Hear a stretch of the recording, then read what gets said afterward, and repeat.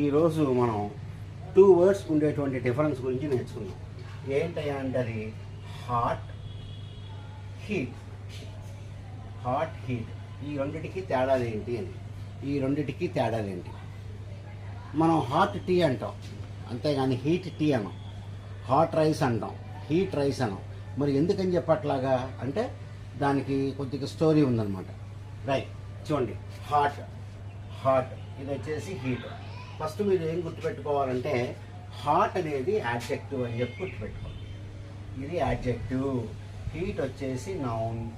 ఒక్కొక్కసారి దీన్ని వెర్బగా కూడా వాడుతుంటాము. ఈ రెండు మీకు గుర్తుపెట్టుకుంటే మీకు ఆటోమేటిక్గా దాని మీనింగ్ అనేది మీకు అర్థమైపోతూ ఉంటుంది అన్నమాట.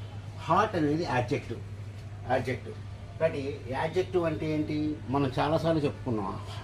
యాడ్జెక్టివ్ అంటే ఒక దాని గురించి చెప్పాలి కంపల్సరీగా. ఒక దాని గురించి చెప్తేనే దాన్ని